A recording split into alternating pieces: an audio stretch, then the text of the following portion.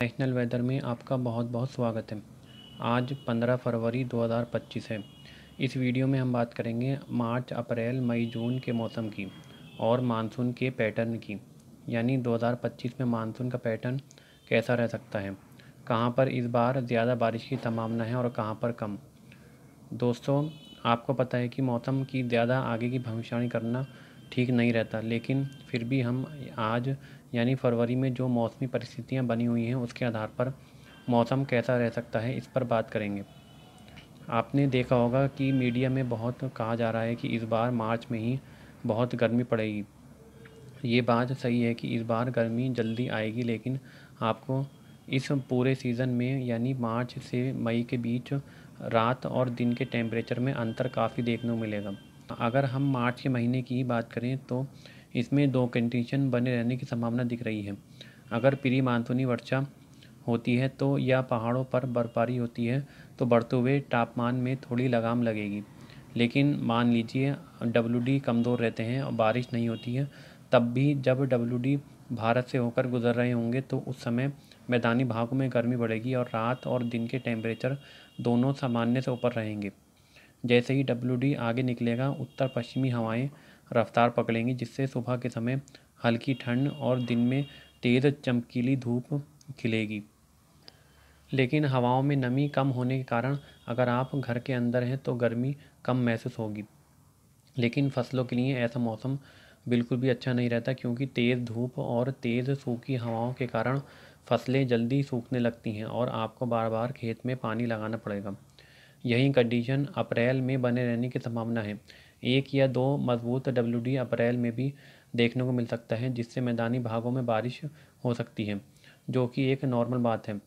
अप्रैल के मध्य से मई के बीच में जब 2 WD के बीच काफ़ी गैप होगा, यानी WD के ना आने पर उत्तर पश्चिमी हवाएं कमज़ोर पड़ जाएंगी।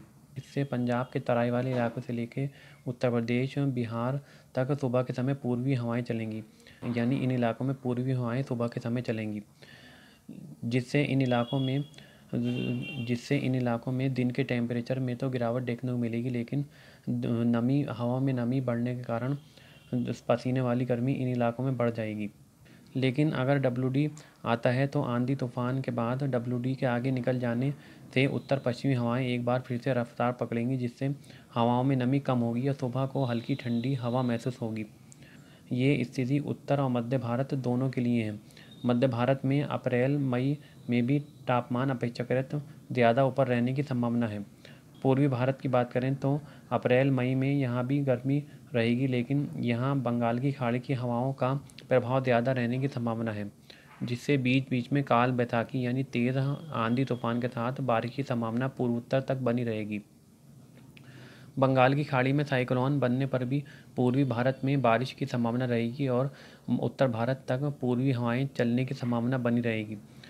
मई के मध्य से ही उत्तर भारत से लेकर मध्य भारत तक टेम्परेचर 45 डिग्री तक पहुंचने की संभावना रहेगी। अगर कोई मजबूत WD नहीं आता है तो रात के तापमान भी बढ़ने लगेंगे, क्योंकि मानसून के आगे बढ़ने के कारण हवाओं में नमी मध्य भारत से होकर धीरे धीरे उत्तर भारत तक बढ़ने लगती है।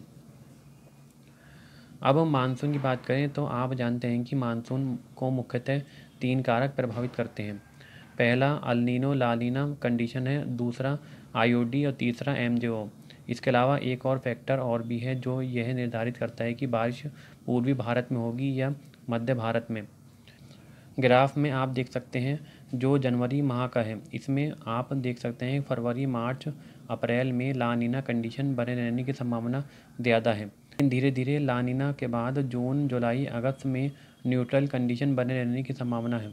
हालांकि ये अभी अल नीनो भी दिखा रहा है, लेकिन इसकी संभावना कम है।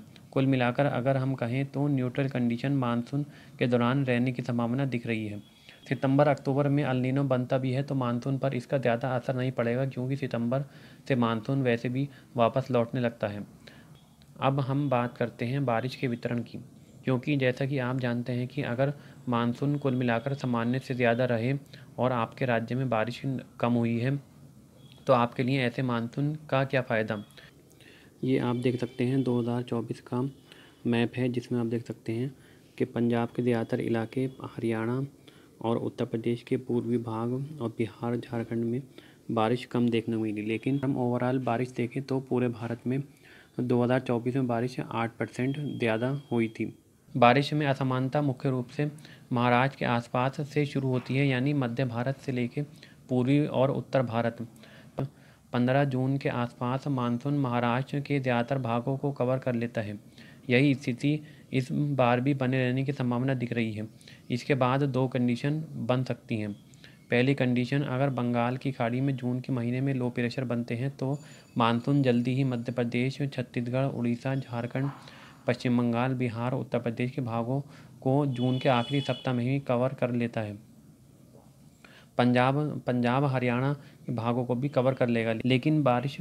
लेकिन बारिश मध्य प्रदेश, राजस्थान, गुजरात, छत्तीसगढ़ के दक्षिणी भाग और उत्तर प्रदेश के दक्षिणी भागों में ज़्यादा होगी। लेकिन पूर्वी उत्तर प्रदेश, बिहार, झारखंड, पश्चिम बंगाल और छत्तीसगढ़ के उत्तरी भागों में बारिश बहुत कम होगी, या हम कह सकते हैं कि बिन बारिश का मानसून इन भागों में दस्तक देगा। दूसरी कंडीशन ये है कि अगर बंगाल की खाड़ी में लो प्रेशर बार बार नहीं बनते हैं तो मानसून धीरे धीरे पूर्वोत्तर को कवर करते हुए जुलाई के पहले सप्ताह में या सप्ताह के अंत में पश्चिम बंगाल, बिहार, झारखंड, उत्तर प्रदेश को कवर करता हुआ हरियाणा, पंजाब, हिमाचल, उत्तराखंड में ज़ोरदार बारिश के साथ दस्तक देगा। लेकिन इससे पहले जून के महीने में भयंकर लू उत्तर और मध्य भारत को परेशान करती रहेगी। ये मानसून की दूसरी कंडीशन है। इस कंडीशन में जुलाई के दूसरे सप्ताह तक अच्छी बारिश पूर्वी भारत में देखने को मिलती रहेगी।